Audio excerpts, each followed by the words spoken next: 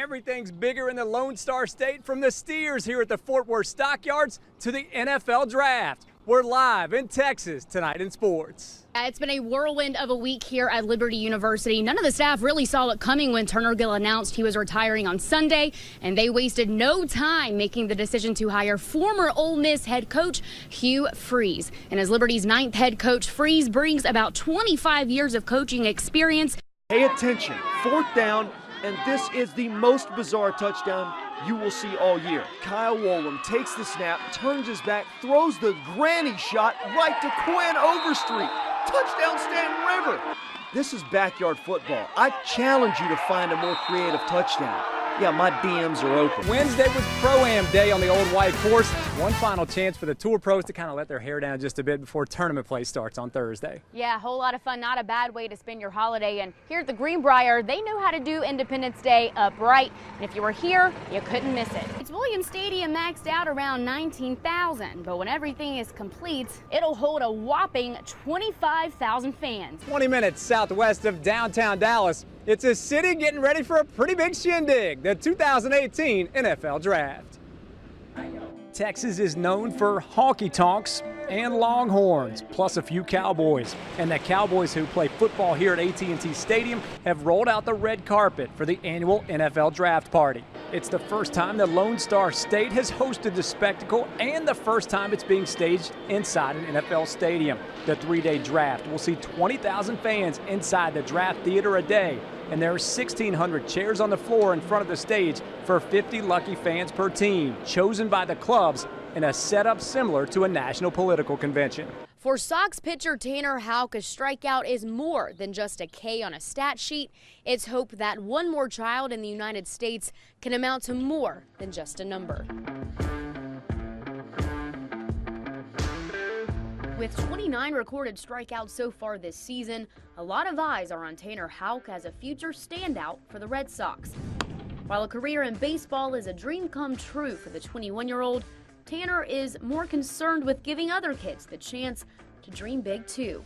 I've been blessed with ability to throw a baseball 60 feet 6 inches, and I've been honored to be put in a situation where I can give back to kids with a little bit less fortunate lives. That is what Tanner is doing from the mound, donating $25 to the National Adoption Agency with every strikeout he throws. I wish I could do $100 a strikeout, honestly. It's kind of heartbreaking to see a kid that young and going through so many different life changes at an age that you wish that they could only have stability. And he is not without inspiration. As a teenager, his family making the decision to change the life of a 4-year-old little girl. I can still remember the day that she came into my life. Tanner's mom introducing his newest and biggest fan, Rihanna, from the stands during a high school baseball game. She was sitting with a little girl, and I was like, "Who's that?" And she looked at me and goes, "Well,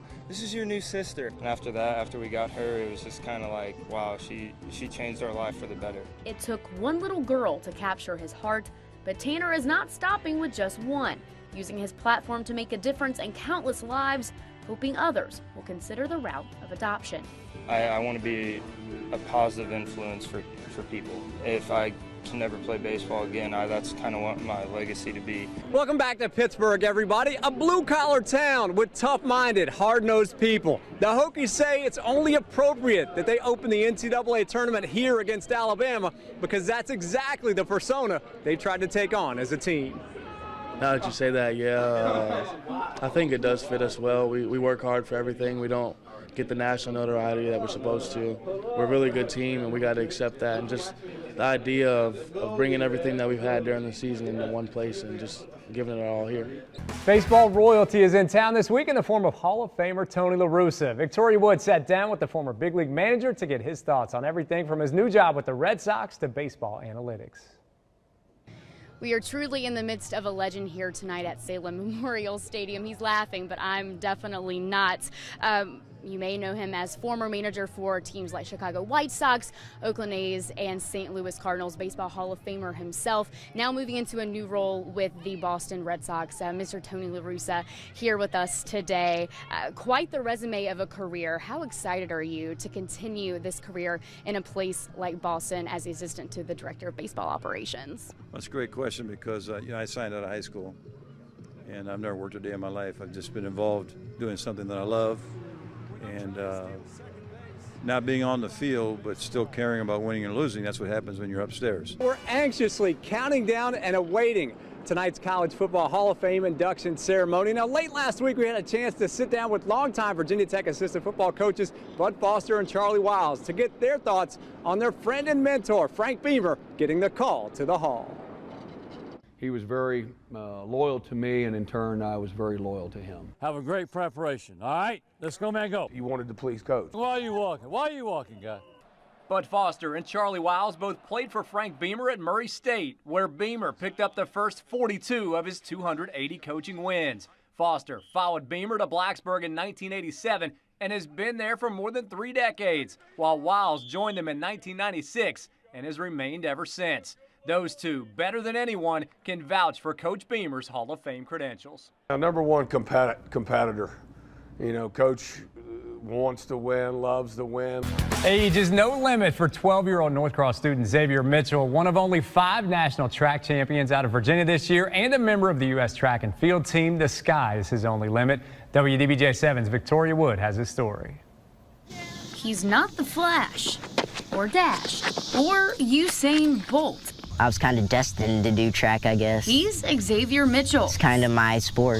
A 2-time All-American. Yeah. And one of the fastest kids in the state. So fast. It's a lot of bouncing from one place to one place. The minivan can't keep up.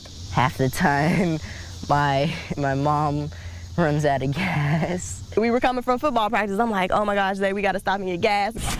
Lacing up his shoes for another trip around the track. I knew I was fast. Just 2 weeks after his quickest trip yet. I did not expect this. You hear us screaming in the background. Can you hear us screaming from the track? Yeah. His mom, Tiffany, is still in awe. I just wanted to boo-hoo and cry. That her son I'm totally amazed. is a national champion. Super shocked. I finished first place with a time of 2:09 from my 2:15. And my legs they hurt, like they were really sore. But there's an even more jaw-dropping piece to Xavier's journey. I've been racing competitively for 2 months. 2 months. Yeah. Xavier is still processing it himself. Fastest kid at the 800, 11-12 in the country. I thought about that a lot, and I was really proud of myself. I used to run track, so I feel like I'm reliving a lot of my childhood through him. Just like any proud mom would do. Super proud mom. And now the track season is over. Xavier might slow down enough to keep up with his trumpet. Being an older brother, maybe even playing a different sport. I have a future ahead of me. But you better believe, when spring filters back into the air, he'll pick up the pace again. Maybe not Usain Bolt fast. I think I could be an Olympic racer one day. But keep in mind, he's only 12. And I could win a lot of races. Anything could still happen. And I aim to be faster than I am now. In Roanoke. Like, way faster. I'm Victoria Wood, WDBJ7. Hey, welcome back, everybody. We're going to introduce this guy with a little demonstration.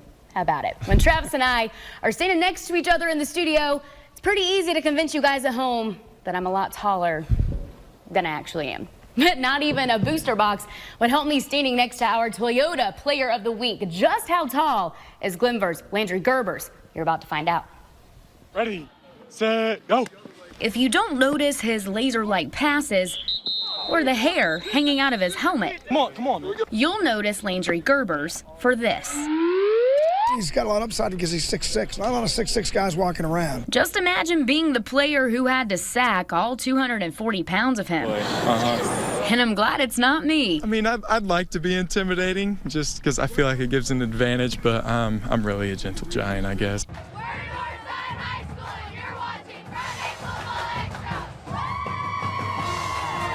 Everything you love about high school football. Bigger and better than anyone else. From first downs to touchdowns. And all the energy and spirit in between.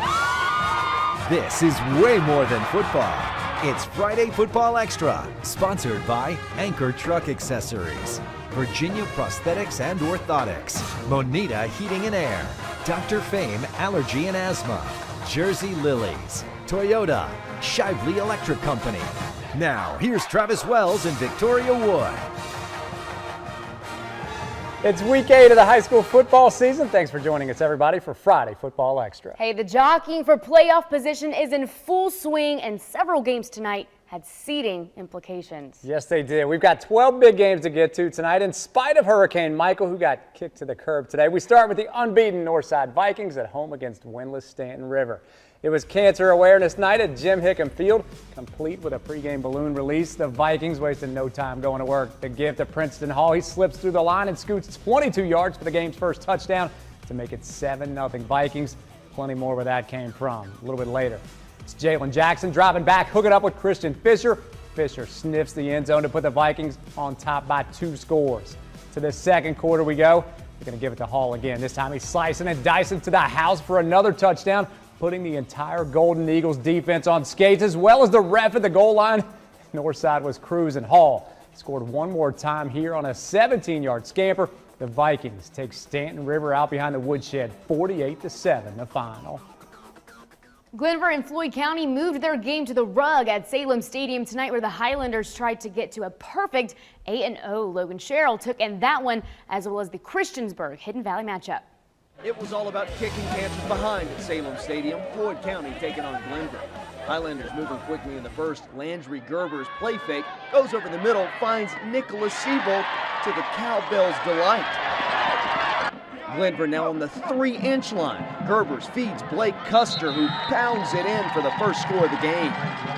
Ensuing possession, Buffalo's quarterback Jared Nichols eyes his target, but the ball's tipped right into the hands of Justice Forster.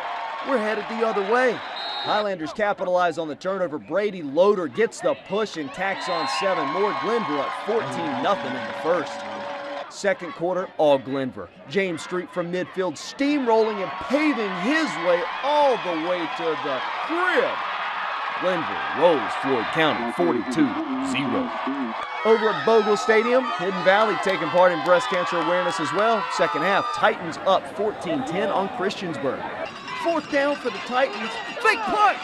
Grayson Carroll running for his life. Rifles one downfield to Gavin McCormick. They convert. Oh no, wait. They call ineligible man downfield, no go. Christiansburg now with the ball. It's another fourth down. Jake Clemens calls his number and runs his 6'5" frame over one tackler and converts on that first down. Later in the drive, Blue Demons setting up for about a 30-yarder. Jordan Harmon puts it through. That cuts the lead to just 1. But the Titans would answer right back. Carroll hits Kelly Mitchell and he rumbles down the sideline before Maston Stanley literally rides his back to get him down. A few plays later, same combo. Carroll to Mitchell. Strong catch and even stronger stiff arm. Titans take down the Blue Demons 21-13. We're cutting a rug at Cave Spring. Logan Sherrill, Friday Football Extra. All right, thank you, Logan. Lord Botetourt made the long road trip to Bluefield's Mitchell Stadium tonight. Not an easy place to play, but the Cavs hanging in there on the road early on, giving it to workhorse Hunter Rice. He's bobbing and weaving on the first play from scrimmage and finds daylight on a 71-yard run to the end zone. That puts LB out in front 7-0. On the ensuing Bluefield drive, it's J.J. Davis moving his feet on a nice little 27-yard picker-upper down inside the Botetourt 20-yard line. And that set up the field goal. The Beavers make it 7-3 with that boot. Later in the half, this guy, Evan Eller, takes the snap, puts his head down on the hard-earned run. Eller drags 3 Bluefield defenders with him into the end zone. And it was 14-3 now. Eller had a pick later in the game on D. And Botetourt comes away with a tough road victory, 17-3, your final. All right, there's lots more to come tonight on Friday Football Extra. When we come back, we're headed to Lynchburg for our Spotlight Game of the Week. 6-0, Jefferson Forest took its high-powered offense to once beaten EC Glass tonight. Mason Prince has that story after the break.